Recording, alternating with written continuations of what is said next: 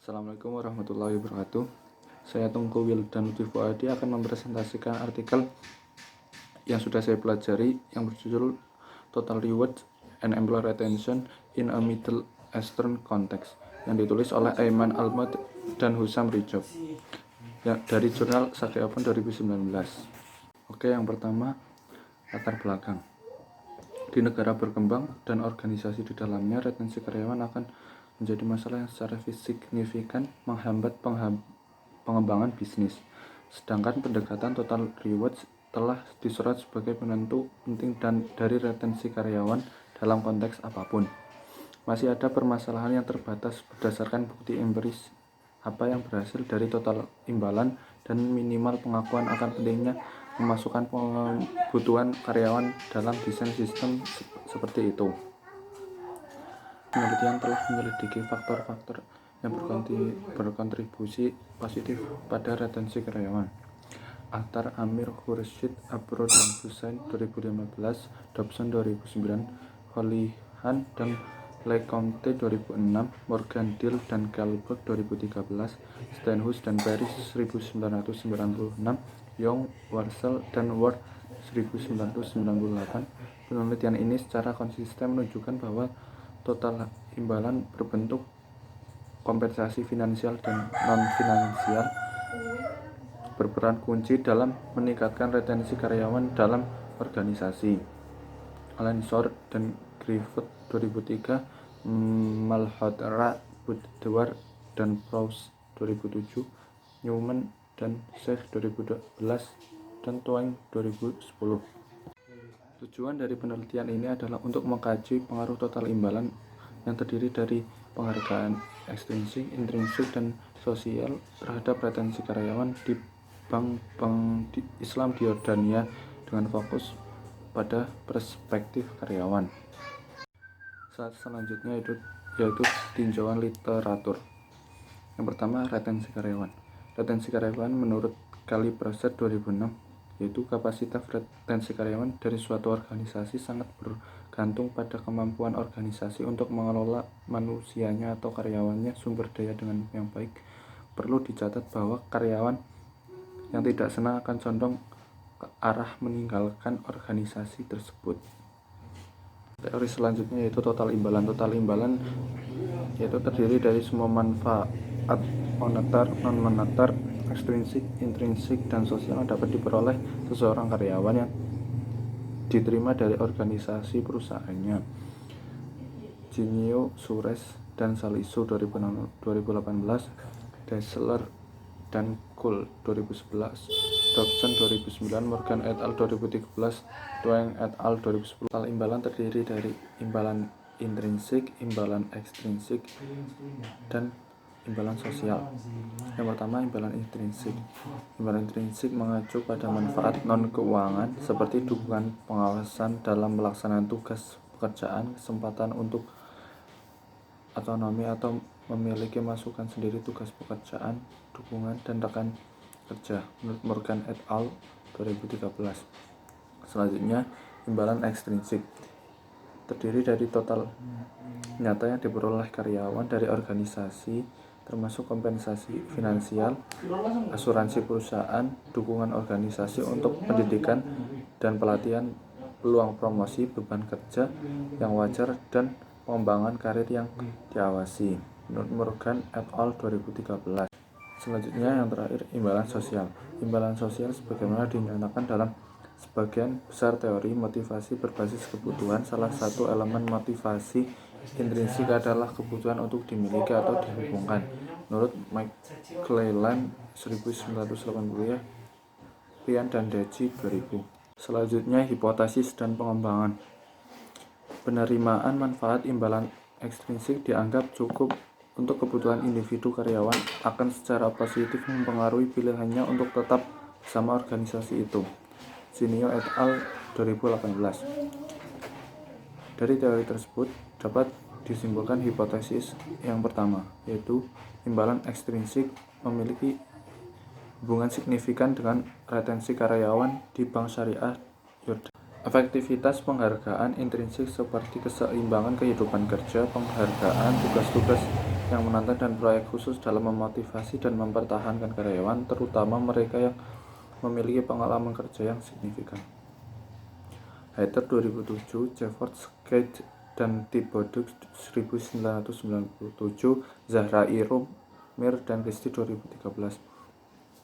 Dari teori tersebut dapat dijadikan hipotesis yang kedua, yaitu imbalan intrinsik memiliki hubungan signifikan dengan retensi karyawan di bank syariah di Yordania. Karyawan cenderung mengembangkan rasa kewajiban dan ikatan emosional terhadap organisasi mereka jika mereka senang dengan cara pengawasan, mengarahkan mereka, dan mengevaluasi kinerja mereka. Eisenberger, Armeli, Rexwinkel, Links, dan Roades 2001. Karena itu, mengapa penghargaan sosial dapat menjadi pilihan yang sangat baik untuk mempertahankan keterlibatan karyawan yang berkelanjutan dan konsisten dalam suatu organisasi, dan menganggap imbalan sosial dianggap lebih sebagai alat motivasi yang efektif daripada insentif keuangan. Dari teori tersebut dapat dibuat hipotesis yang ketiga, yaitu imbalan sosial memiliki hubungan signifikan dengan retensi karyawan di bank syariah di Yordania. Metodologi penelitian. Populasi penelitian termasuk semua karyawan dalam bank Islam di Yordania mendistribusikan lebih dari 136 cabang di seluruh Yordania. Angka diambil dari Bank Sentral Yordania laporan 2016. Sampel terdiri dari 500 karyawan yang dipilih secara acak untuk penelitian untuk menghindari bias pengambilan sampel. Untuk pengukuran data, penelitian ini memilih persamaan struktural berbasis varian permodelan dengan kuadrat terkecil parsial, biasanya dikenal sebagai PLS-SN. Untuk menganalisis model dengan perangkat lunak Adanko oleh Hensler dan Dijkstra 2018. Instrumen yang digunakan untuk penelitian ini untuk mengumpulkan data adalah kuesioner. Semua jawaban diberikan pada skala poin Likert 5 poin, di mana 1 sangat tidak setuju sampai 5 sangat setuju. Hubungan yang dihipotesiskan di bagian ini dan memeriksa kekuatan penjelas dari model dengan menerapkan algoritma PLS dan prosedur bootstrap untuk memperkirakan R-square, koefisien jalur, kesalahan standar, dan T-statistik. Selanjutnya hasil penelitian. Berdasarkan hasil tabel 7, efek positif signifikan secara statistik pada tingkat alfa kurang dari 0,05 imbalan sosial pada karyawan retensi dengan koefisien 0,431, artinya P lebih dari 0,00, menunjukkan bahwa peningkatan 1 derajat dalam arahan penghargaan sosial untuk peningkatan retensi karyawan sebesar 43,1%, dan H1 diterima. Selanjutnya, efek positif dari penghargaan ekstrinsik pada retensi karyawan dengan koefisien 0,084, P kurang dari 0,05, menunjukkan penghargaan ekstrinsik mengarah pada 8,4% retensi karyawan. Jadi H2 diterima. Selanjutnya ada efek positif signifikan pada tingkat alfa kurang dari 0,05, penghargaan intrinsik pada karyawan retensi dengan koefisien 0,098, P kurang dari 0,05. Dengan demikian, peningkatan 1 derajat dalam penghargaan intrinsik mengarah pada peningkatan karyawan retensi sebesar 9,8%. Karenanya kami menerima semua hipotesis yang menyatakan ada hubungan antara total hadiah dalam retensi karyawan. Jadi H3 diterima. Yang selanjutnya untuk kesimpulan dan saran. Kesimpulan, strategi retensi dalam Bank Islam Yordania harus secara khusus mempertimbangkan bagaimana menargetkan lebih banyak karyawan berkualifikasi tinggi dalam angkatan kerjanya. Imbalan ekstrinsik, intrinsik, dan sosial semua faktor penting dalam mencapai retensi karyawan. Menariknya, penghargaan sosial terbukti memiliki tingkat pengaruh tertinggi pada retensi karyawan. Saran bagi pemimpin perusahaan bahwa upaya untuk meminimalkan turnover di bank-bank Islam Yordania harus memasukkan strategi total rewards yang dirancang dengan hati-hati, menggabungkan imbalan ekstrinsik, intrinsik, dan sosial yang bertujuan untuk memotivasi karyawan dan memuaskan kekhususan mereka. Selain itu, dengan memahami total hadiah dan hubungan retensi, manajemen sumber daya manusia dan manajer dapat mengembangkan kebijakan dan strategi tidak hanya mempertahankan karyawan yang berkualitas, tapi juga untuk menjadi lebih baik, meningkatkan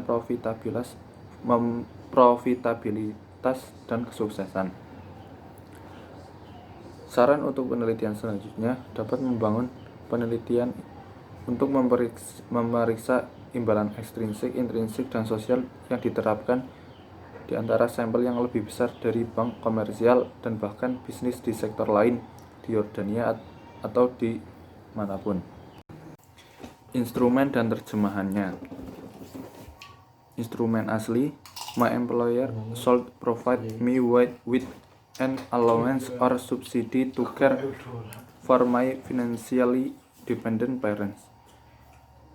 Yang artinya, perusahaan saya harus memberi saya tunjangan atau subsidi untuk merawat orang tua saya yang tergantung secara finansial. Yang kedua, my employer should provide holiday programs for my children. Perusahaan saya harus menyediakan program liburan untuk anak-anak saya. Yang ketiga, increase should be linked to inflation and not to personal performance. Kenaikan harus dikaitkan dengan inflasi dan bukan dengan kinerja pribadi. Yang keempat, bonus allocation should be linked to my team's performance. Alokasi bonus harus dikaitkan dengan kinerja tim saya. Yang kelima, bonus allocation should be linked to my personal performance. Alokasi bonus harus dikaitkan dengan kinerja pribadi saya. My employer should provide me with financial assistance to buy a house. Perusahaan saya harus memberi saya bantuan keuangan untuk membeli rumah.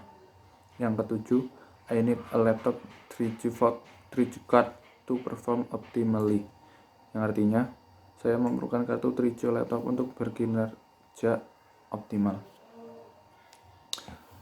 Sekian dari presentasi dari saya.